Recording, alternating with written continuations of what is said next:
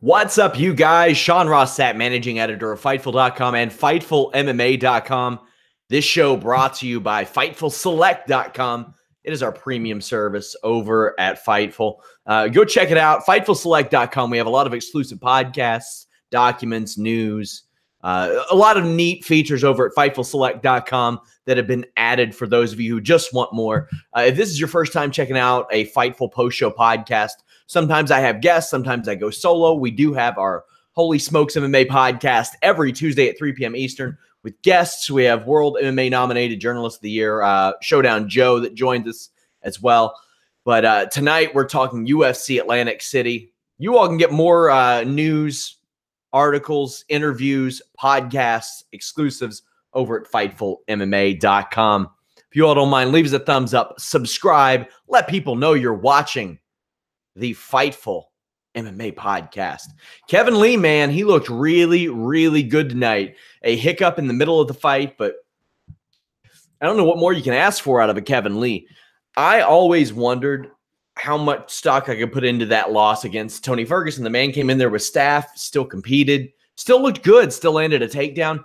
I would love to see that fight with the absence of staff, because that's one they got to run back. And I've been saying for weeks that Barboza is the real litmus test in this division. If you can get past Edson Barboza, then you're going to be something in this division, because look at the people who have. Donald Cerrone, Tony Ferguson, Khabib, Kevin Lee now. You also have Michael Johnson, who somehow has always traditionally just hung in there with top 10 guys. He is an ultimate spoiler, Michael Johnson is. You also had Jamie Varner, but I guess every dog has his day. That was probably the highlight of Jamie Varner's UFC career. But the way that Kevin Lee was just able to impose his will early on, Lee took a pretty good body kick and a punch to the face from Barboza. And that was the question for me, because we haven't necessarily seen Lee's chin tested by somebody like Barboza. I mean, Trinaldo to a degree, but Lee's ability to just quickly double leg Edson Barboza, put him to the mat, and then hit that heavy ground and pound. I mean, those elbows are just great. That's primary, premium, grade A beef ground and pound right there out of Kevin Lee. Barboza is able to regain guard, and that was good for him, but that was still a 10-8 first round. And the second round wasn't any better. At that point, you're 2 rounds in, you're already looking at a 2016, because Lee just dragged Barboza down and just reined it in. I mean, from every position. He was putting his weight down on Barboza's hips, really not giving Barboza any escape. Up against the cage, Barboza couldn't hip out because the cage was on one side of him. The other hip had all of Lee's weight on it. It was just masterful control from Kevin Lee.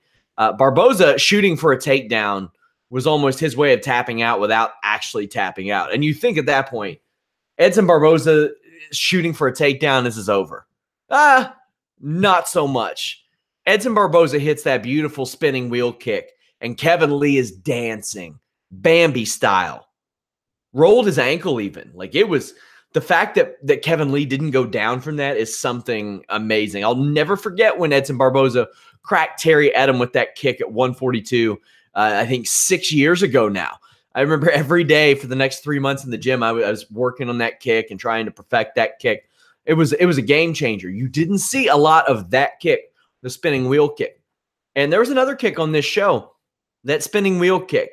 We saw it with Anderson Silva's front kick. We've seen it with John Jones's oblique kick. Once those are introduced into the lexicon of mainstream MMA, you start to see everybody, I don't want to say everybody else, you start to see it adopted a whole lot more than it was previously. And it's Barboza's signature, and it's almost a finisher now, although it didn't finish off Kevin Lee. This was just really, really good. Lee was able to get a takedown, but he lost that round because of that. Lee very much needed to push forward and get a takedown and not do the thing where he stood in front of Edson Barboza. But Lee was willing to slug it out. I don't know if Lee's willingness to slug it out was worrisome or admirable. Because, I mean, there were a lot of times there I saw those exchanges, and I'm like, that can't be good for Lee. But Lee didn't abandon his technique. He kept it. He looked good when he was in these exchanges with Edson Barboza, and Barboza did too. Barboza was welcoming it. He said, if you're willing to do this, I'll do it too. And Lee had to wear a head kick, I think, in the 4th round, but then scored a big double leg takedown. And we got more and more. 5th round, Barboza still throwing heat. Lee's not afraid. I just didn't know if that was a good or a bad thing. And then the doctor stops the fight after a big cut from Edson Barboza, or a big cut on Edson Barboza there. The funniest thing was somebody, after I said it was an outstanding performance, somebody had the balls to tweet me, LOL, dude almost lost. I'm like, okay, he finished the fight in 1 round and he had 3 other 10-8s. Get out of here. Lee looked awesome. You get 25 minutes or 22 minutes at that point, you're going to run into some trouble with an Edson Barboza. That's just what's going to happen. You're going to experience that. You're going to eat a spinning wheel kick or 2. Lee was lucky he didn't eat more leg kicks, although in those later rounds when he was willing to stand with Edson Barboza, you did see Edson start to go to that and kind of motivated Lee to go back to his takedown game, as it probably should have. After the fight, Lee called out Khabib Nurmagomedov, but there's a lot of stuff, man. There's a lot of stuff there for Khabib Nurmagomedov, and we're going to talk more about Kevin Lee throughout this fight. There are a world of options for a Khabib Nurmagomedov. Ideally, the fight that you want, Conor McGregor. That's the one. That's the big superstar fight. And MMA is in a down period right now. Believe me, guys. I see the web traffic, TV viewership, pay-per-view numbers. It's not hot right now. UFC needs Khabib Nurmagomedov against Conor McGregor. Tony Ferguson's out for probably the rest of the year. He had knee surgery, so he ain't there. Eddie Alvarez is not getting that shot, despite the fact that he's ranked number 3. It's going to be Poirier or Lee if it's not Conor McGregor. And I wonder if Lee would get it just because he had a title shot so recently. I also wonder if they'd want to give it to Poirier after those poor numbers from the show last week in Glendale. Also, you could run back Poirier versus Eddie Alvarez, and you know that Kevin Lee has already had that experience of headlining a UFC pay-per-view. Kevin Lee is a much better talker than Khabib Nurmagomedov, or not, well, maybe better than Khabib. Khabib is a good talker in his own right. He's a special talker. He's able to, he's got the number 1 bullshit deal. That was pretty funny. But Kevin Lee is a little more outgoing than Dustin Poirier. And I thought this fight was going to be a really telling fight for Kevin Lee because he had trouble making weight ahead of the Tony Ferguson fight. He had a staph infection. Then he lost the fight. Then his coach, Robert Follis, passed away. That's not good. He missed weight this week. He's got to get his weight under control. Otherwise, we'll be looking at the world's greatest 157, 158-pound fight in Khabib versus Edson Barboza. So, I mean, that is just an outstanding set of circumstances for the UFC lightweight division because that's a good problem to have. Too many followers or too many potential opponents for a Khabib Nurmagomedov rather than not enough. Because I mean, there are several divisions where, like light heavyweight, even you kind of got to put that super fight together between Miocic and Cormier because there aren't enough challengers for those titles. So I do like that it's still fruitful, even though that Conor McGregor has been out for a year and a half. So we'll talk more about Kevin Lee throughout this show. As far as Edson Barboza doesn't really lose a whole lot out of this. He lost to Khabib. He lost to Kevin Lee back-to-back. His first back-to-back losses ever, but he's still the guy that's beaten Dariush and Melendez and Anthony Pettis and Paul Felder and Bobby Green and Evan Dunham and all these guys who have done well in that division. So he's going to retain his spot in the division as the gatekeeper. However, he's probably not going to be at number 5. If I were them, I'm doing Barboza and Gaethje. If you have 5 fights left for Justin Gaethje, One of those fights needs to be Edson Barboza. Just a battle of them kicking each other in the leg. I want to see the Edson Barboza, like the good thigh kick, against the Justin Gaethje low calf kick. The low calf kick is another one that's kind of just revolutionized MMA. Just, man, that's one I want to see. And Kevin Lee, it's either going to be Khabib Nurmagomedov or probably, well, if Conor gets the fight with Khabib, if that happens, then it'll be Barboza and Poirier. If Poirier gets the fight with Khabib, then it'll be Kevin Lee and Eddie Alvarez. I don't know if I threw Barboza's name in there, but that was a mistake. Hot dog. Good fight. Better than the Edgar Swanson fight. I don't know why we had to see this again. I know why. It's because Costa and Uriah Hall got pulled. But both men fainted, trying to time the other early, figure out patterns, rhythms, and footwork. Edgar clips Swanson, and it looks like he's cooking, and then he goes for a takedown, and it doesn't work. Yeehaw. I hate that, man. I hate that. And I'll circle back to that towards the end of this. A lot of hitting air here, evenly matched early on. Edgar sets up a punch with that knee tap. There aren't a lot of guys in the UFC or MMA in general who have the speed to pull that off, that fake knee tap into the right straight and send them back in up against the cage. And then that sets up a whole other series of options because when you do that, they're going to circle out opposite the direction of the knee tap because it's a psychological thing. So Frankie Edgar goes in. He goes at Swanson's right knee with the knee tap, fakes it, but touches it, cracks Swanson in the face with a right hand. That backs Swanson up against the cage. Now, this opens up just a whole series of options for Frankie Edgar because you know that Swanson isn't going to circle to his right. He just had his knee tapped and doesn't want to get taken down. But he probably is going to circle to his left. That opens up another strike. Or he can stay there up against the cage. You can kind of push in for that takedown. That is a very, very great tactic on Edgar's part because, man, there's just not a lot of guys that can pull that off. Edgar, his leg kicks were paying off during this fight. Swanson couldn't seem to fire off because he thought he was going to eat one of those early and often. And Edgar was able to mix in punches, footworks, leg kicks, but couldn't make the takedowns happen. For some reason, Swanson's corner after the second round told him he's winning the fight and outlanding Edgar. That is a flat-out lie. A flat-out lie. Edgar gets baited into a war briefly in the third.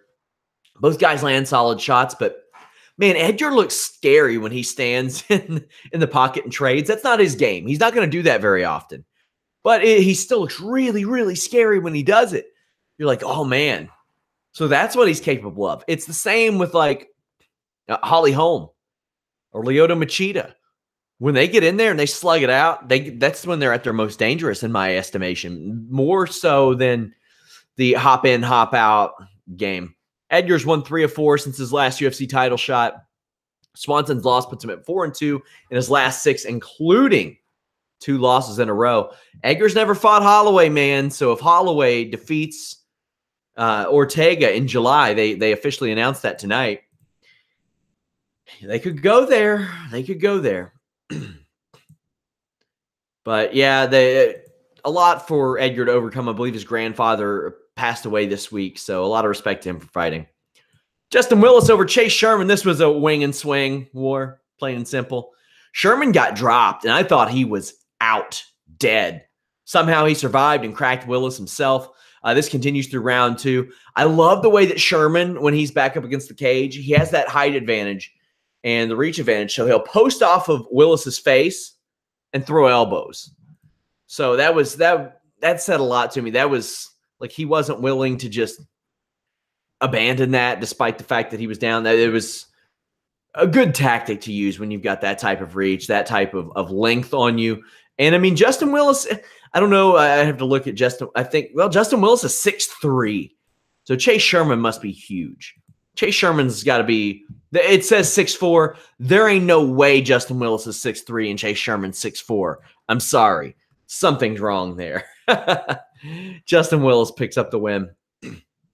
Number 8, David Branch knocks out number 12, Thiago Santos. Santos stalked Branch and got caught with a sick overhand right, and he was out. That was a thing of beauty from Branch. Great head movement, the duck under, the overhand. Just baited Santos when Santos was stalking him.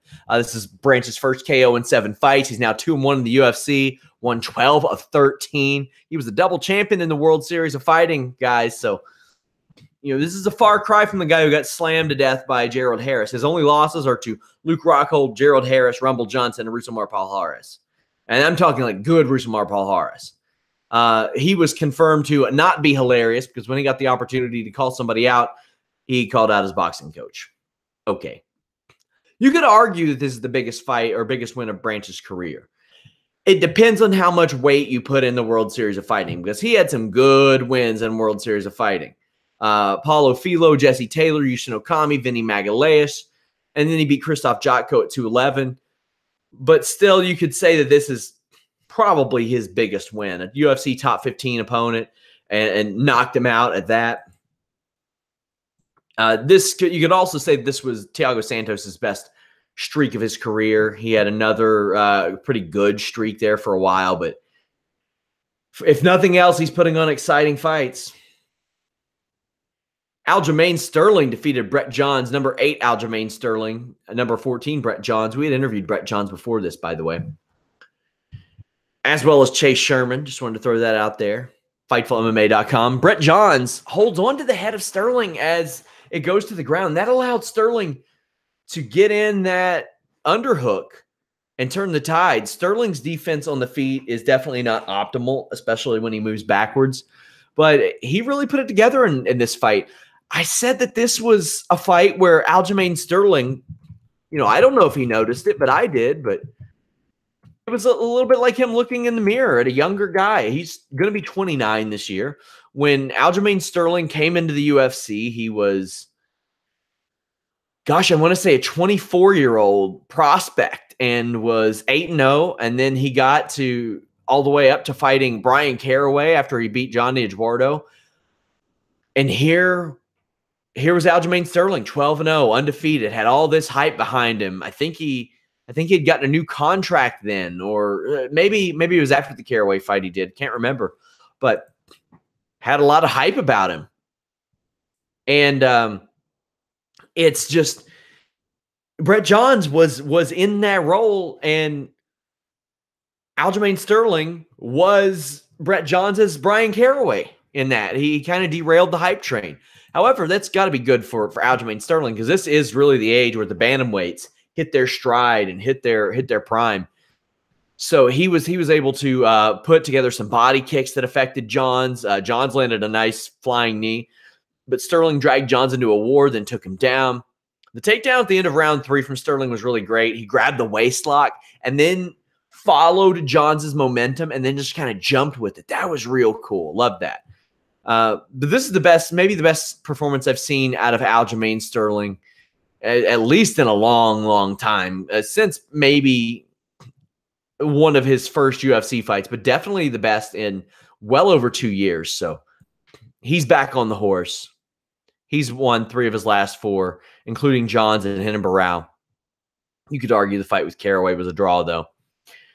Dan Hooker defeated Jim Miller. Man, Hooker looked huge next to Jim Miller. Yes, guys, World Series of Fighting renamed Professional Fighters League. We have the new rules and format over on Fightful.com. Go search keyword PFL. I thought that Miller countered Hooker effectively early on. When Miller caught that kick, I thought the takedown attempt was over when he got to the cage because Miller went from one side of the cage to the other with that takedown attempt, but still landed it.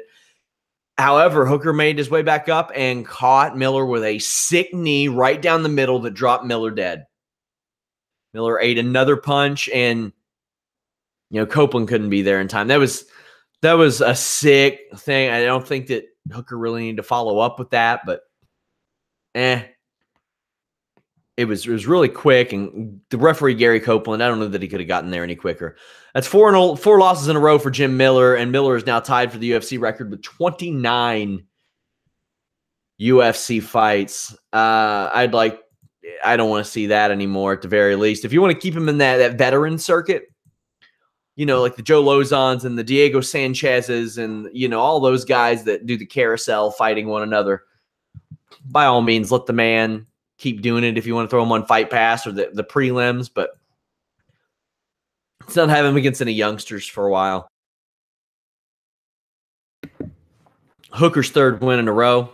In a cool moment, Paul Felder is in the cage, and Dan Hooker calls out Paul Felder while Felder interviews him. It's a really, really cool moment.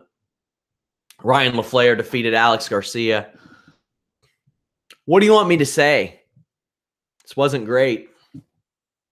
LaFleur found success with body kicks and had the kind of control I don't like to see rewarded too much. Flair has now won 3 of 4, 7-2 in the UFC with no finishes and no bonuses. Garcia now 5-2, has alternated wins and losses. Tony Martin picked up a win. Interview with him over at FightfulMMA.com. Let's talk about this Ricky Simone and Merab Davishvili fight. This fight ruled. Merab hit that Kasato Gari, I think it's called. It was the same throw that Ronda Rousey hit on Raw on Sonya Deville, honestly. Ricky Simone looked really underwhelming, had his hands down, got cracked. Davishvili had a pace that Simone just couldn't keep up. There was this beautiful sequence of rolls, scrambles, sit-outs, and counters out of a waist lock of Davishvili. I want to say the second round. And I really liked Davishvili. I thought that he probably should have won the fight against Sainz. He had 11 takedowns in that fight and somehow still lost it. Oh, man.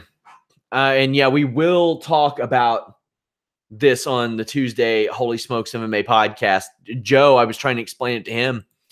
And this finish was just unbelievable. Simone rolls into a guillotine after a takedown attempt from Davishvili. Big John McCarthy hypothesizes that Davishvili knocked himself out and that should have been the end of the fight. But it wasn't. The fight continued. Simone rolled into the guillotine. Paul Felder screaming, "He's out, he's out." He wasn't out, at least as far as I could tell. But his arms were out here doing this. He starts bicycling his legs. I don't know why he did it. I have his post-fight quote. He didn't mention anything about it. He makes it to the end of the round. The final horn sounds. It's over. They stop the fight. At no point, if you look at Davishvili's body, did he stop moving? People are going to say he's out. He never stopped moving, whether it be his legs, his arms, anything. He was never out. He might have been close. He might have been glazed over. He never stopped moving. Look at his legs. He never stopped moving. After this, the fight is stopped retroactively. It's given a TKO stoppage. What? The fight was over. The final horn sounded. I can't pretend that I understand this. I don't. That fight should have went to the judges' scorecards. You can't do this. This wasn't like Jim Joyce and Armando Galarraga in the Tigers game years ago where he cost homeboy a perfect game. There's no real evidence to show that Davishvili was out. C. Phoenix is probably trying to keep the blood oxygen circulating. That's what I'm speculating too. You're going to see some guys trying for that. I would expect that Davishvili is going to appeal that. He didn't seem like he cared that much, but when he doesn't get that extra, that double money, it's gonna be rough for him. Simone went in this fight as 19. He was 19-1 between pro and amateur. Had headline shows. Been on Dana White's Contender Series. I thought he got outclassed by Merab Davishvili here. Davishvili should be 2-0 in the UFC. This is the second fight he's had taken from him from judges or a commission. Then we look at the scorecards. And Judge Eric Colon had given that fight to Ricky Simone. What fight was he watching? I can't imagine a world where Ricky Simone won that fight in either capacity. He has to appeal this. Dvalishvili does. Now, I get it. You could argue that what Dvalishvili was doing was just on pure instinct. And, you know, you've seen it from Holly Holm, where she goes out and she starts punching and stuff. It's muscle memory. It's reaction. I could totally buy that maybe Dvalishvili was out and that was it. However, there, in some case, one or the other, there is complete, just inept, ripe in either the commission or the ref. It's one or the other. Either the ref didn't recognize that this guy was out, or they let this go to the final horn, then they said that he was out. I'm not buying it. You need more people. I don't believe you. I don't believe you. Somebody messed up. Whether it's the ref, whether it's the commissioner. I know one judge messed up because there ain't no way Ricky Simone won on scorecards. Hope they don't cut Merab Dvalishvili. He is 0-2 in the UFC, and he should be 2-0 right now. CR Bahadurzada defeated Chagas. I was surprised that Bahadurzada was an underdog here. He has kind of coasted on talent for years on that beautiful 1-2 combo he has. He had some nice ground and pound, but Chagas is able to scramble and take CR's back. Chagas had his chin straight up far too much for my liking. But then out of nowhere, Bahadurzada crushes Chagas with this teep to the liver. It's not one we see a lot, and it's not one we see finish a lot. Now this, I mentioned earlier about how Barboza's spinning wheel kick, Gaethje's low calf kick, John Jones's oblique kick, the Anderson Silva front kick.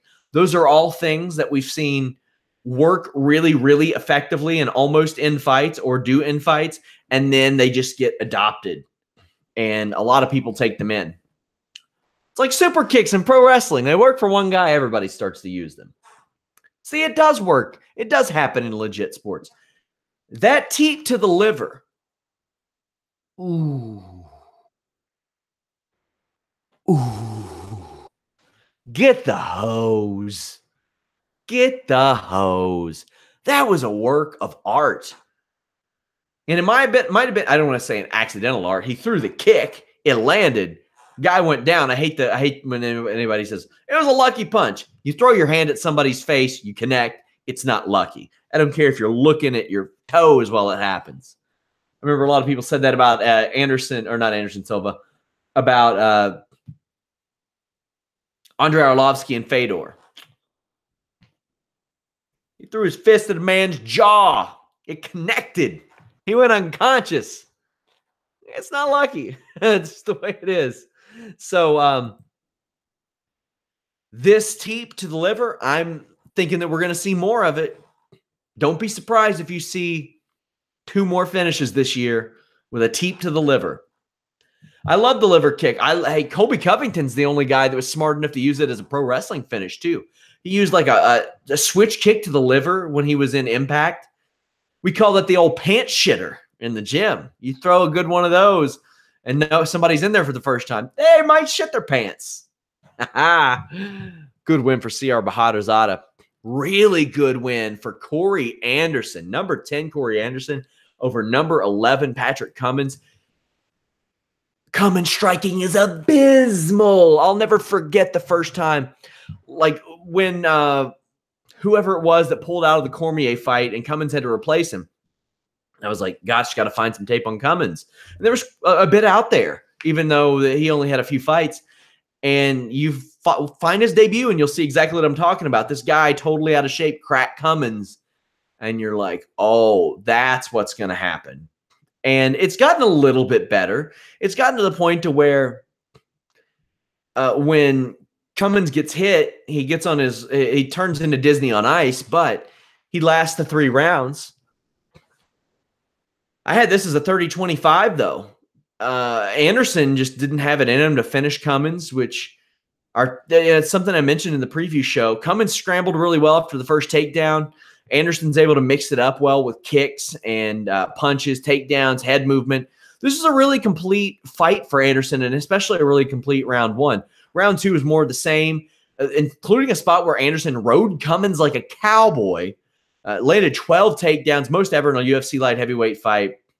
Anderson just dominated the body lock in what had to be a humbling situation for Cummins, being the type of wrestler he is. Anderson's 28, ends a 2-fight losing streak. Cummins at 37, ends a 2-fight winning streak. This was real good out of Corey Anderson. Stone Osborne says, if James Vick had a couch like SRS, I could take him seriously. I can confirm that I am not a real agent and there is no job. So this show I thought delivered. There were some fights that I wasn't too hot on. I didn't like LaFleur, Garcia. What else was there? Edgar and Swanson wasn't too hot. But otherwise, I think UFC is just, they're rocking it lately, you guys. I thought this show was good. Poirier versus Gaethje was good. I'm thinking back, I'm thinking I enjoyed UFC 223 quite a bit. Verdum versus Volkov was a lot of fun. Cyborg versus Kunitskaya, liked it. Just a lot of good fights lately. A lot of good stuff. Of course, we've got a bunch of coverage over at FightfulMMA.com. If you all want a preview of Fightful Select, I posted this week's Fightful Weekender absolutely free. A big thanks to my Fightful Select subscribers. I polled them on our discussion board. I was like, hey, guys, do you all mind if I do this from time to time? I post a free show to kind of show everybody else what they're missing, maybe entice them to subscribe. Unanimous yes. So you're not dealing with greedy subscribers. And we've got dark match commentary over there. We've got extended stupid news segments. We have the return of members only podcast. I have Q&A shows, retro shows, just a lot of good stuff. Justin H. said, the Cyborg fight was a disgrace. How can you say it was good, Sean? I said the card was good. A lot of good fights. Lot of good fights. I don't, when is the next UFC card? Because it's going to be, there's a bit of a break, I believe. Nunes versus Pennington, that's May 12th. But there are some Bellator shows coming up. Let's talk through them a little bit. Since we're here, while we're here, yeah, I got the Impact Wrestling Redemption post show on Sunday night, doing a simulcast with WrestleView.com. We do have the Greatest Royal Rumble post show on Friday. But April 28th, so next weekend, it is Frank Mir versus Fedor Emelianenko, and then you have Emmanuel Sanchez on the show. You have Neiman Gracie. Underrated fight here, Rafael Lovato Jr. against John Salter. John Salter's got to be near a title fight. Dylan Dennis is on the show. So it's an interesting card, and it's going to be for free on Paramount. So by all means, watch it. You get the Triple G fight on May 6th. I'm really excited about the Ryzen fight, Horiguchi and McCall. Showdown Joe will be calling that fight, by the way. So that's a couple of fights that I'm rather excited for, but no UFC until May 12th. We have Amanda Nunes against Raquel Pennington, Women's Bantamweight Championship. Jacare Souza, Kelvin Gastelum. Mackenzie Dern against Amanda Bobby Joe Cooper. We have an interview with Cooper up on the site, or up on our YouTube at the very least. John Lineker, Brian Kelleher. That is going to be a good fight. Vitor versus Machida. And then on the prelims, you have Alexei Oleinik against Junior Albini. I would have rather have seen that fight on the main card than Dern and Cooper.